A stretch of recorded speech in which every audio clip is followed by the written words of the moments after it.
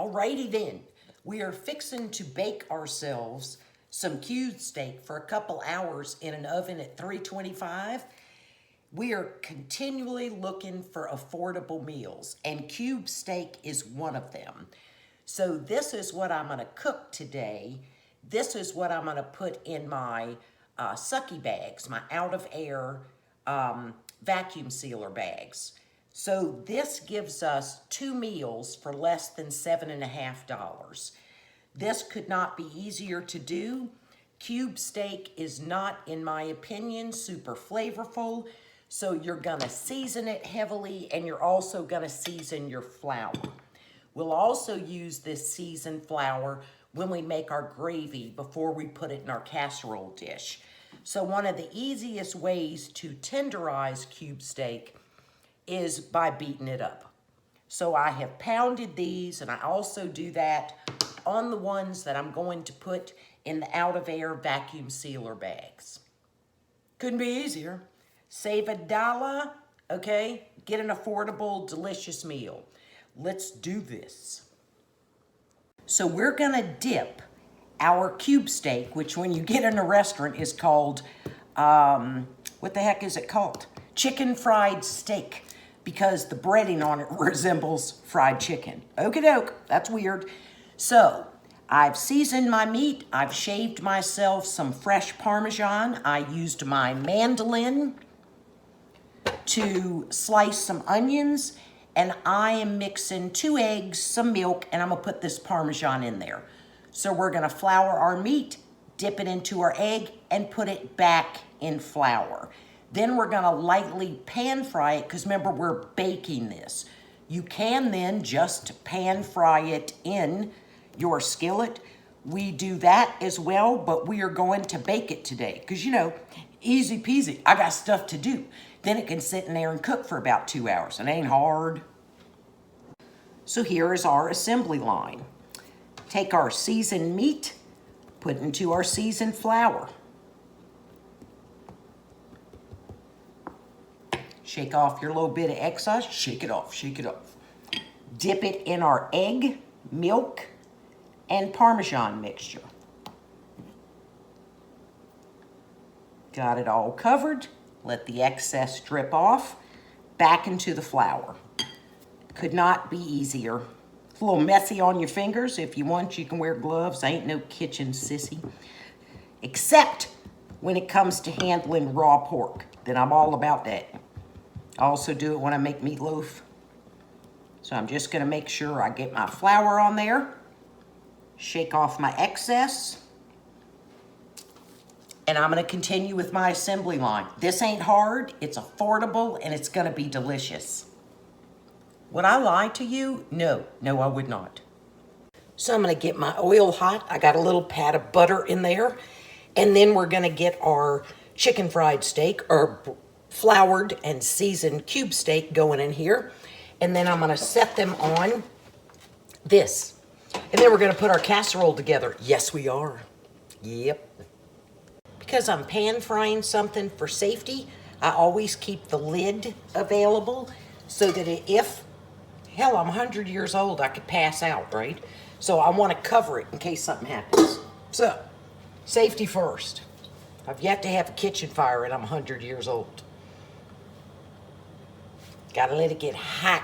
Don't put it in there. Don't put anything that you're frying in something where your oil's just lukewarm. All you're gonna do is pull that oil into whatever you're trying to pan fry. Don't do that. If you're unsure how to tell how hot it is, you can try a little piece of your meat. That's the sizzle we need.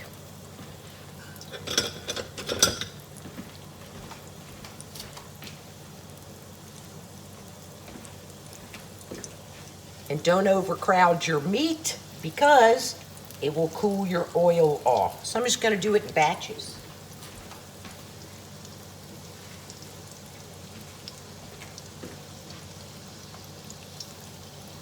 I will turn this once and then I'll put them up here. I'll show you as we go along. It ain't hard, you're cooking. And remember, we're gonna get the drippings off of here, and that's gonna be the base of our gravy. Easy peasy. So this one is where I want it.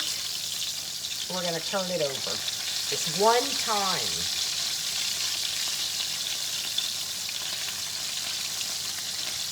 You can certainly do this in a cast iron skillet.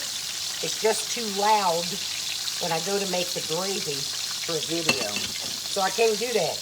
And my vent hood is on over your head, but this is my house, okay? It's not a fancy restaurant. Just a little marsh house, okay? This old lady cooking in her kitchen.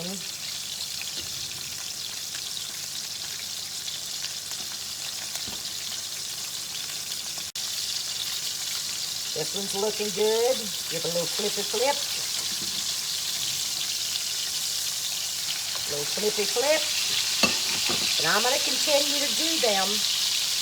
So remember, we're not cooking them. They're going to bake at 325 for about 2 hours. So I'm going to continue on. And then add, I think I have 4 more. Easy breezy.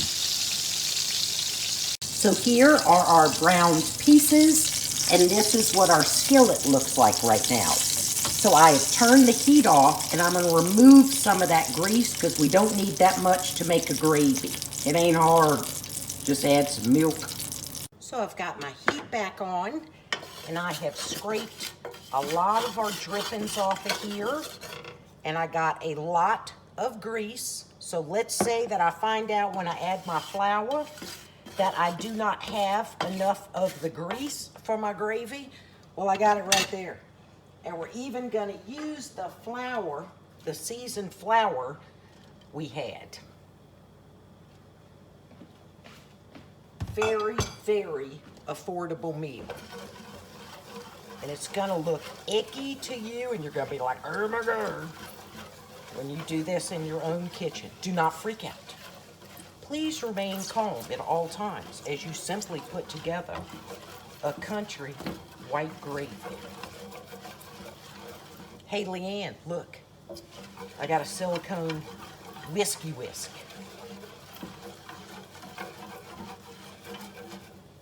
May have to whip out the old spatula and get the scrapey scrape.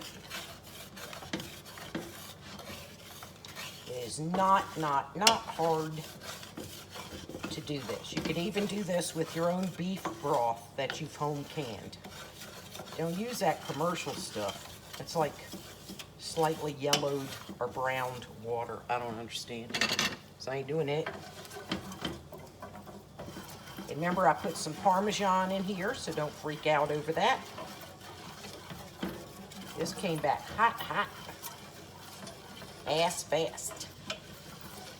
Good skillets are a beautiful thing.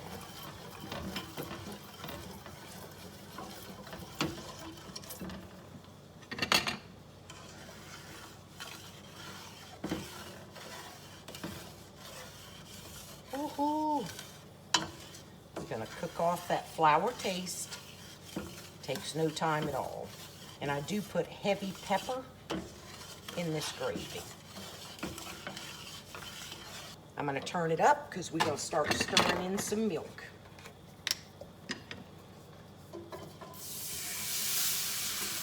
See why I got my vent hood on? That's right.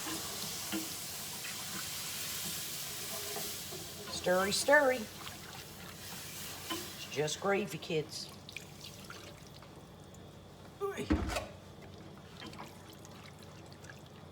I'm slightly above medium.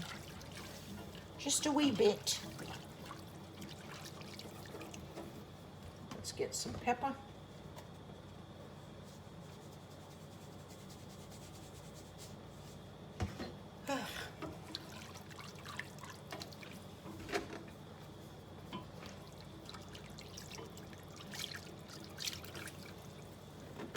I'll keep whiskeying for a while, and I'll show you when it's done, and we'll put our chicken fried steak, our cube steak casserole with gravy and onions into our 325 oven.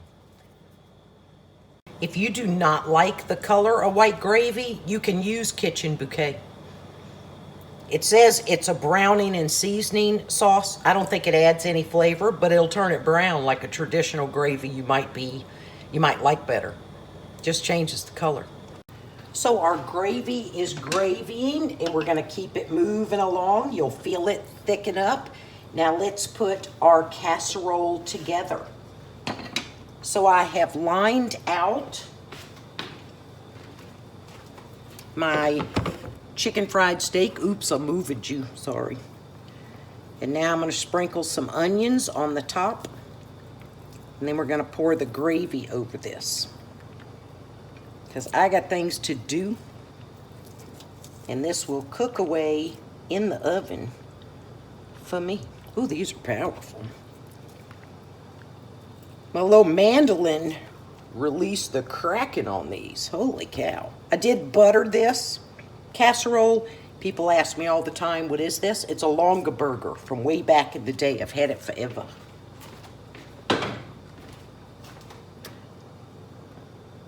Our gravy has thickened up, and now I'm going to pour it over our cube steak. So not hard. Ooh, I need a pot holder.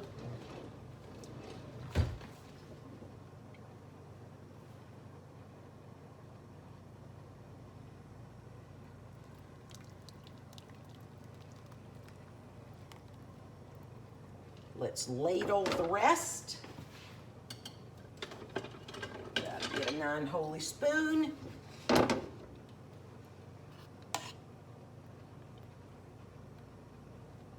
And again, a 325 oven for about 2 hours. Holy cow.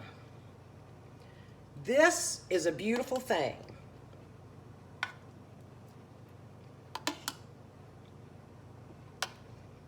Always tender. Let's go into the oven. Oh yeah, cover it in aluminum foil. Duh. Alrighty then. 2 hours. Look at the onions, the gravy, the chicken fried steak in there. I'm gonna set a timer for 20 minutes and then pull a piece out. Oh yeah. Okay, I wrangled out a tiny piece, okay, because I gotta make some broccoli for when we eat dinner. So, but I should have a pre-dinner snack. Man, I had to use a spatula to get it out because it wanted to fall apart. That cuts with a fork.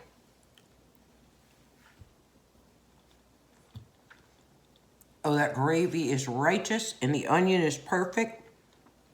Cued steak, hella flavorful. This is a beautiful thing.